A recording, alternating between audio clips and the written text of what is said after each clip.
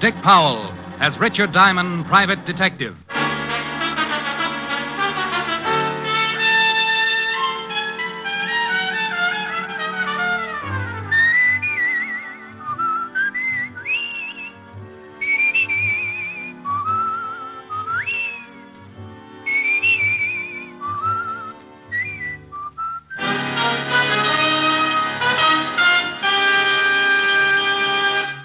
A transcribed half hour with Richard Diamond, private detective, starring Dick Powell.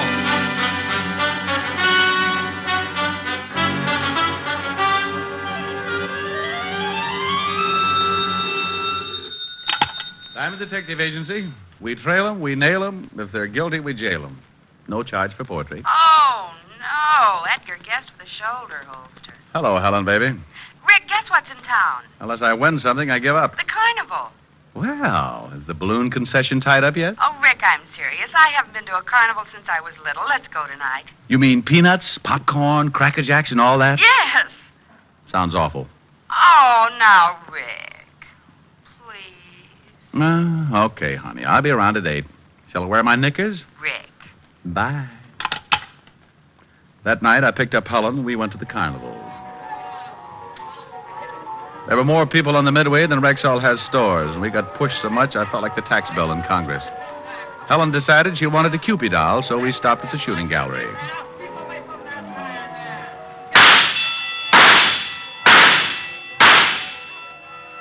Hey, that's pretty good shooting. Think nothing of it. Just 3 more bullseyes and you win a doll. Well, here's your doll. Where'd you ever learn to shoot like that? At the skeet club. Would you like to try a shot, Rick? No thanks. Come on. Oh, Rick, isn't this doll cute? And now, Oh, for look your over amazement and there. proof of my statement, I'll ask him to step out here. And here he is, ladies and gentlemen, the one and only Samson, the strong man. Step right up, folks. He'll thrill you with his amazing feats of strength. Now, crowd right in. Don't be shy.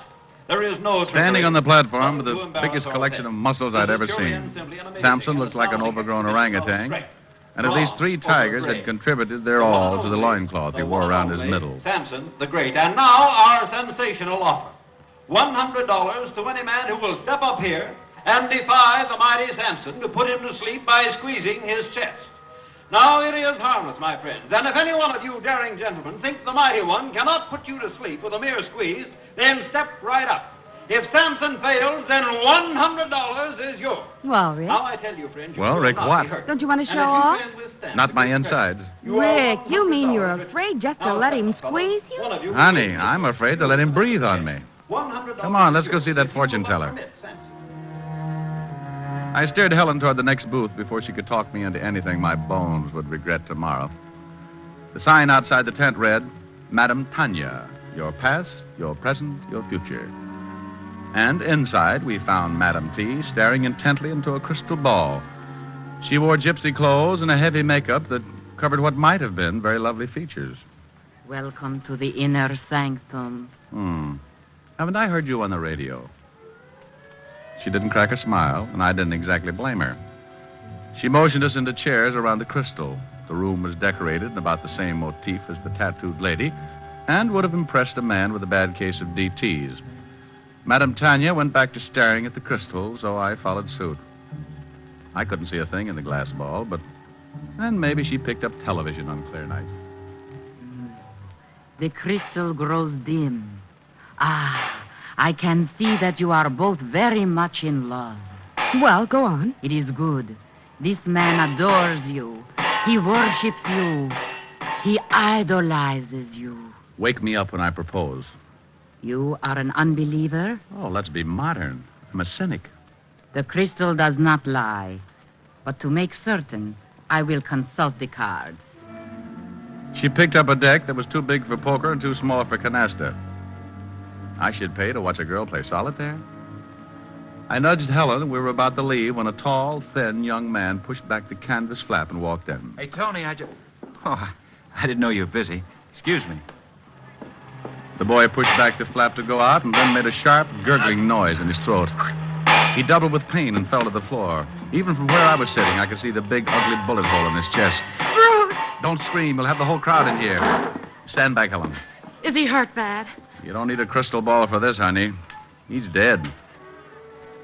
Even under the heavy makeup, I could see her face turn pale. I sent Helen to call the police, and then I looked around outside. The killer had either used a silencer or else the shot was not heard in the confusion. 20 minutes later, Lieutenant Max Talbot arrived, followed by Sergeant Otis wearing his Hopalong Cassidy badge. Hi, Rick. Well, hello, Max. Where's Walt Levinson? He's on vacation, Rick. I've taken over his cases. Also his problems, I see. Hello, Otis. Hi, Shamus.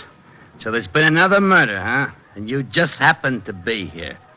Sounds suspicious to me. Otis, why don't you stick your head through a piece of canvas and let people throw baseballs at it? And get my brains knocked out? Oh, no. Why not? You got nothing to lose. Rick, Miss Asher told me over the phone what happened. It sounds like we'll be looking for a needle in a haystack. You want to work on the case with us? Not particularly. I just happen to be here, that's all. Yeah.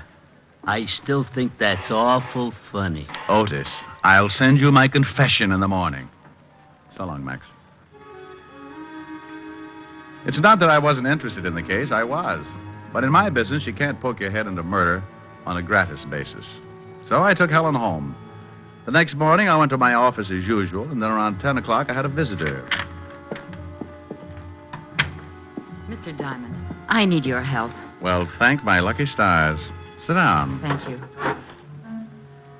She looked like a well-dressed Lady Godiva, minus horse.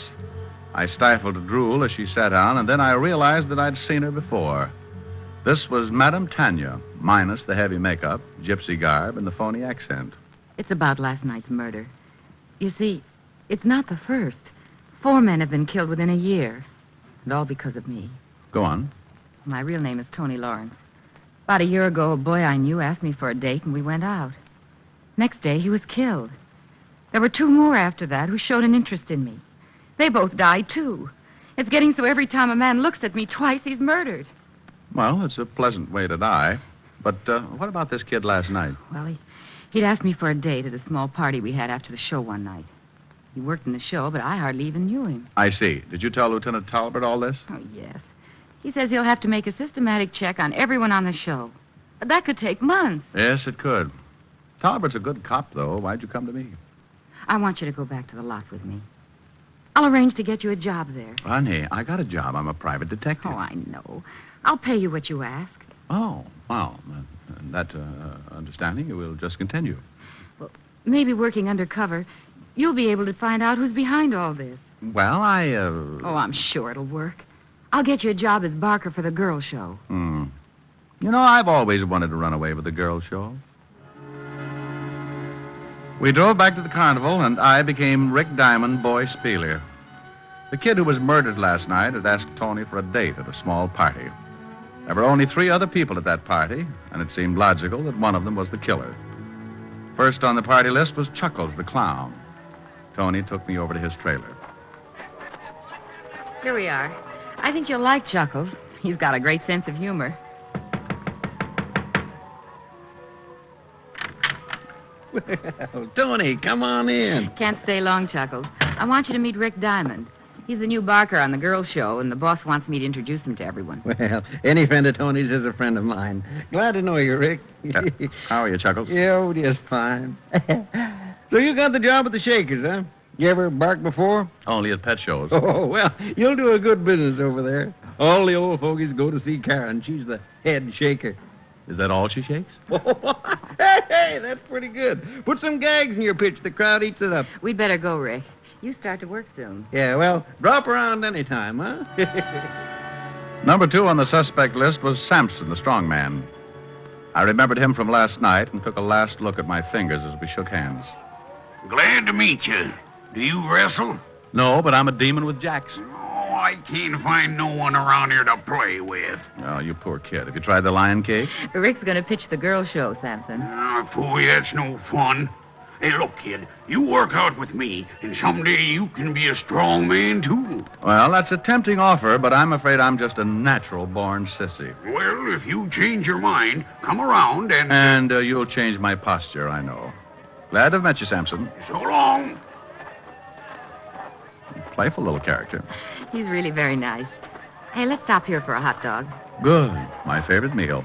Give the man a cooked one, Maisie. Sure thing, Tony. Loaded with onions, honey. No date tonight.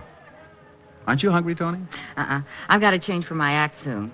Tell me, how did a pretty girl like you get tied down to a crystal ball? Oh, I don't know. I grew up on shows. Mom and Dad were wire walkers. Well, I don't like high places, so I decided to be an actress. Mm-hmm. Well, after a few feeble stage attempts, I came back here. Now you do your acting in a tent. That's right. If these murders aren't solved soon, I'll be on the move again. Those two characters we just met, you think one of them might be the killer? Gee, I don't know. They've always been friendly with me, but... Well, they did overhear that boy ask me for the date.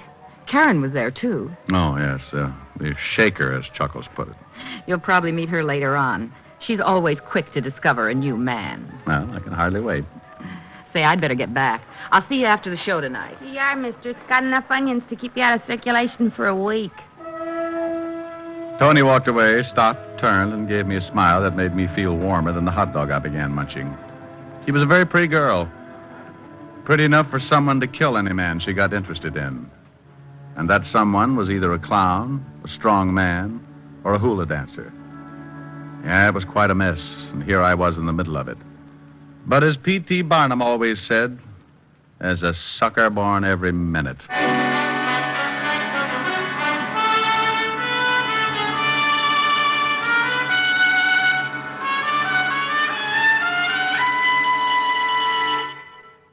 Before we continue with the adventures of Richard Diamond, private detective, and now back to tonight's adventure with Richard Diamond, private detective, starring Dick Powell.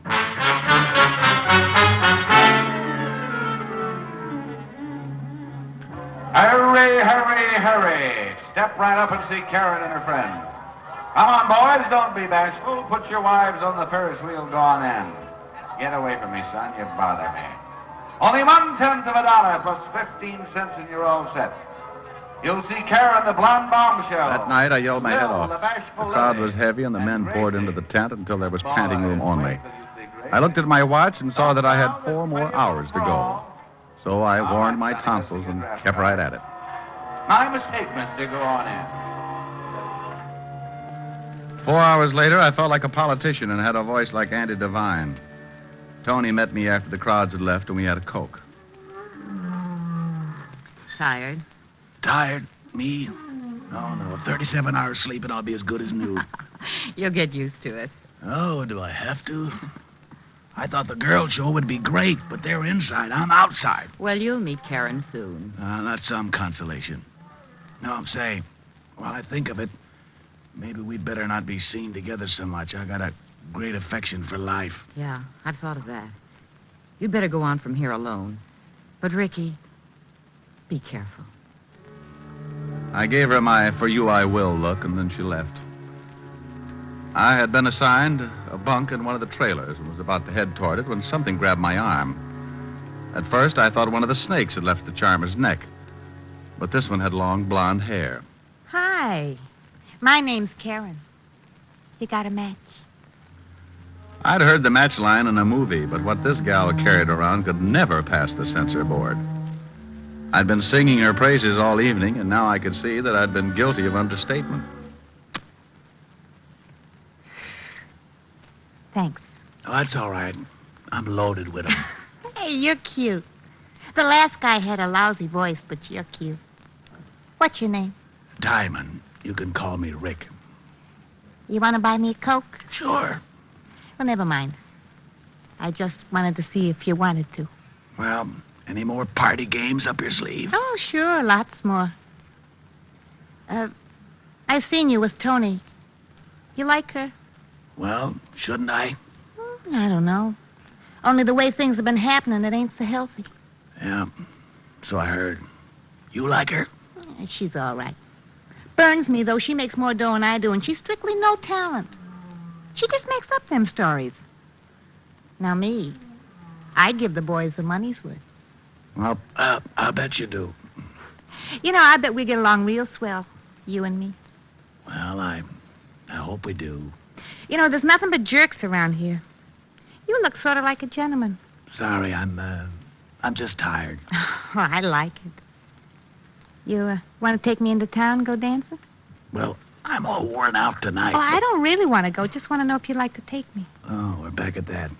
Yes, I would like to take you. Good. Oh, gee, it's a nice night for a walk. Would you like to... Let's not go round again. Say, you're awful cute. Good night.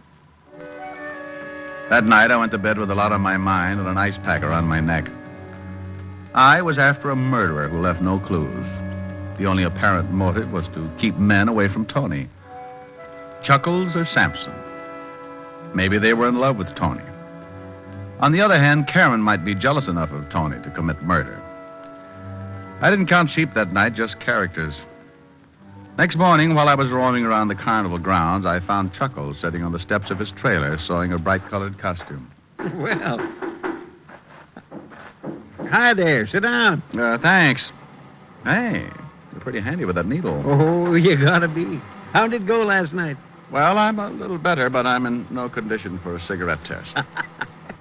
I'm glad I don't have to yell my lungs out every night. I just stand around and let people laugh at me. I have a friend named Otis who does the very same thing. Say, you should have been around yesterday if you like excitement. Guy was murdered. Oh? What happened? Somebody shot him. Seems like the only reason was because he liked Tony. You mean the girl who showed me around yesterday? Yeah, that's her. Oh, I guess not many guys give her the eye. No. There's one fella that kind of likes her, though. A guy by the name of Leonardi. Oh? He don't work here no more. He's on another show. Tony and him ride a lot, though. I'm always mailing letters for him. Well, maybe they're just friends. Yeah, that's what she says. He worked on this show before I came over here. I don't really know him, but I bet there's something between those two. Maybe he's the one behind all this. Could be. Well, it's not good to poke your nose into other people's business. You're telling me.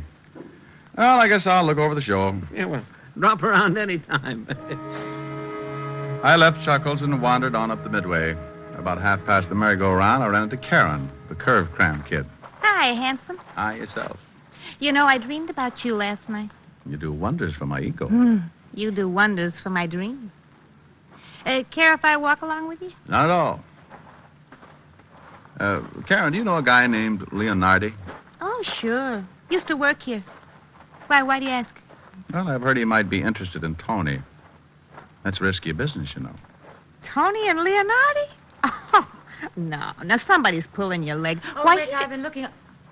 Oh, I didn't know you had company. Hello, Karen. Hi. I just thought I'd see if you were getting along all right, Rick. He's in good hands. That's all a matter of opinion, dear. Look, why don't you girls amuse yourselves while I make a phone call? Karen, you do the shimmy while Tony tells your fortune. I'll be right back. Both girls were exchanging icy stares as I pulled up my coat collar and walked away. So far, I'd accomplished nothing, and the case was still as mixed up as a chef's salad. I called Max to see if he'd uncovered anything on the latest murder.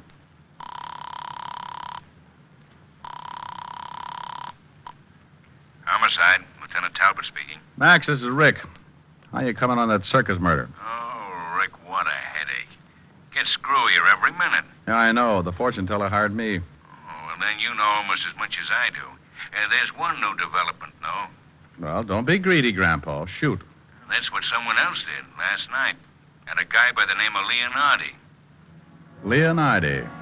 The guy Chuckles told me about. The one who liked Tony. Max filled in with the details. The killer had written a letter to Leonardi and told him to come to a hotel room in the city because Tony was sick and had been asking for him.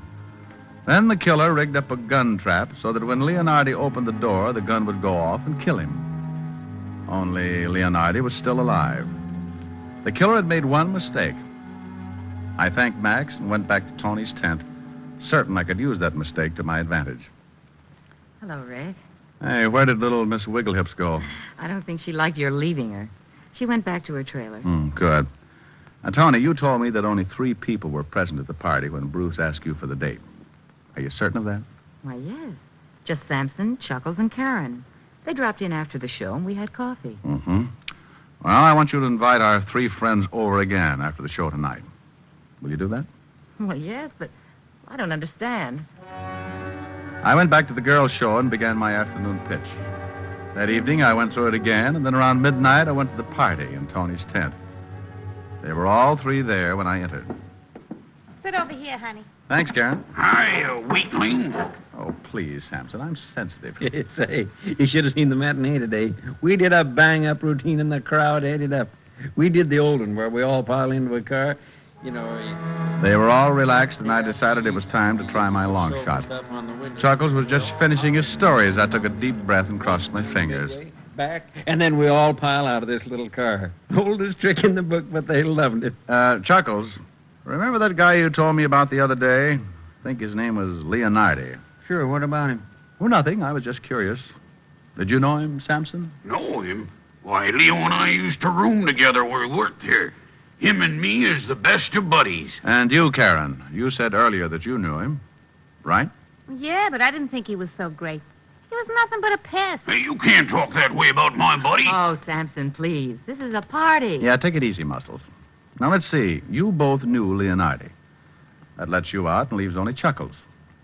You said earlier that you joined the show after Leonardi left, didn't you, Chuckles? Yeah. Say, why all these questions about Leonardi? Because you tried to kill him last night. You thought there was something between Tony and him. What's this? Why, it's a joke, that's all. Yes, Clown, but the joke's on you. You're the only one who didn't know Leonardi. The only one who would rig up a gun trap the way you did. What are you getting at? When Leonardi opened the door, the bullet went over his head. Well, over his head. That's right. You rigged the trap to shoot a normal-sized man. You're the only one here who didn't know Leonardi, didn't know he was a midget. Well, you're kidding. He's a midget. That's right. Still feel like laughing? It's on me. The joke's on me. You tried to kill my little pal? And there wasn't anything between Tony and him, huh? Just friends, like she said. Oh, what a laugh, a midget. Why, you dirty... Take it easy, Samson. Little Leo's my pal. I'll kill this bum when he wakes up. Never mind, friend. That's the job for the state.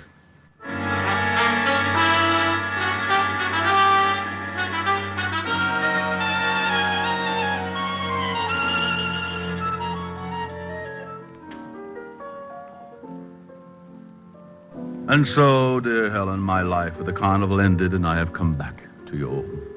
Beaten, perhaps, but ready to continue my valiant fight against the forces of evil. Justice must prevail. Truth must march ahead to... Oh, Rick. Quiet, I'm auditioning for Portia Face's life. Rick, was that Karen person pretty? Mm-hmm. What kind of a dance did she do? Well, she started by, and then she... Well...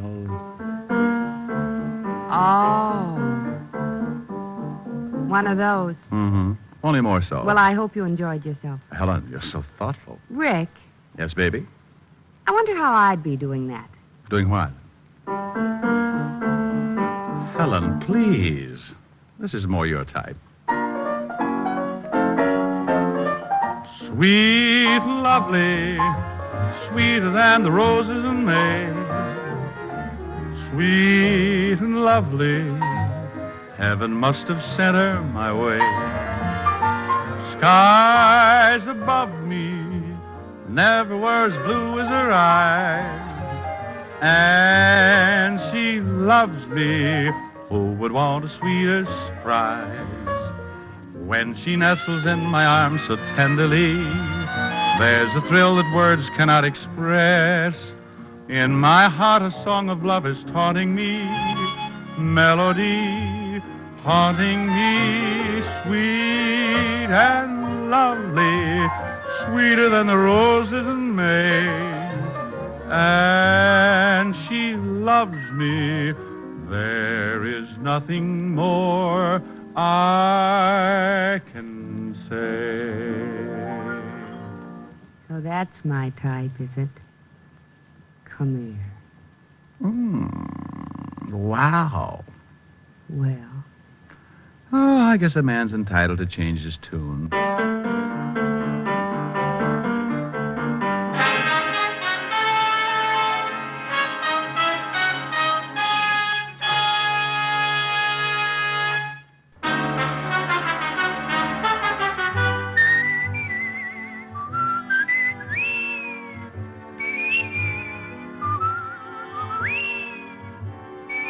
Richard Diamond, Private Detective, stars Dick Powell in the title role and is written by Richard Carr, with music composed and conducted by Frank Worth. Featured in tonight's cast were Virginia Gregg, Bill Johnstone, Wilms Herbert, Lucille Meredith, Parley Bear, Joe Duval, and Joe Gilbert. Richard Diamond, Private Detective, is transcribed in Hollywood by Jaime Del Valle. This is Bill Foreman, inviting you to be with us next Wednesday at this time, when we will again bring you Dick Powell as Richard Diamond, Private Detective.